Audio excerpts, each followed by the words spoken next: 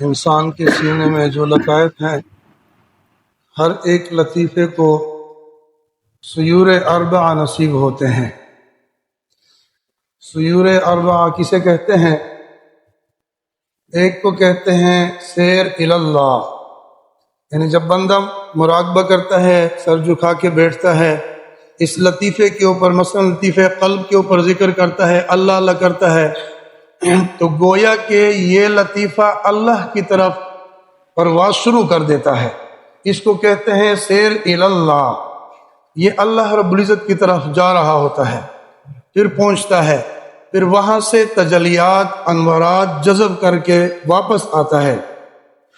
اچھا، جب یہ تجلیات اخذ کرنا شروع کر دیتا ہے تو اس کو کہتے ہیں سیر فی اللہ، یعنی اللہ رب العزت کے انوارات و تجلیات میں یہ لطیفہ غرق ہو جاتا ہے۔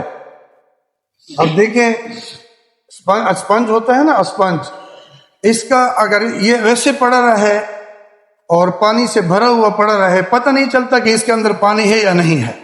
پاؤں اگر بندہ رکھ دینا تو اس سے پانی نکل آتا ہے اور ویسے پتہ نہیں چلتا۔ بالکل اسی طرح اب آپ حضرات نے اللہ والوں کو دیکھا ہوگا تو اللہ والوں کا پتہ نہیں چلتا، لیکن ان کے سینے اللہ رب العزت کے انوارات و تجلیات سے بھرے ہوئے ہوتے ہیں۔ عام انسانوں کی طرح ہوتے ہیں، لگتے ایسے ہیں کہ جیسے عام انسان ہے، لیکن عام انسانوں سے بہت جدا ہوتے ہیں، کیونکہ ان کے دل اللہ رب العزت کی محبت سے آشنا ہوتے ہیں۔ تو جب اللہ رب العزت کے تجلیات و انوارات کو جذب کر رہا ہوتا ہے، اس وقت کہتے ہیں کہ سیر فی اللہ، یہ لطیفہ اللہ رب العزت کے تجلیات و انوارات سے بھر رہا ہے، اور جب بھر جاتا ہے، مکمل انوارات اخذ کر لیتا ہے، جتنی اس کی وسعت ہے، طاقت ہے، پھر یہ واپس آتا ہے اللہ رب العزت کی طرف سے۔ یہ لطیفہ پھر واپس آتا ہے۔ دیکھیں نا، جسم یہاں ہے لیکن پرواز آسمانوں میں ہے، عرش معلی تک ہے۔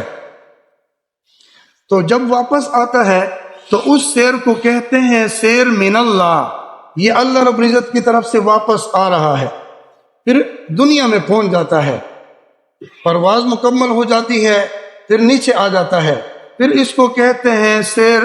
جب یہ دین کا کام کرتا ہے دنیا میں، آپ حضرات نے اللہ والوں کو دیکھا، علماء کرام کو دیکھا، دین کا کام کر رہے ہوتے ہیں نا، تو پھر کہتے ہیں سیر فی الاشیاء۔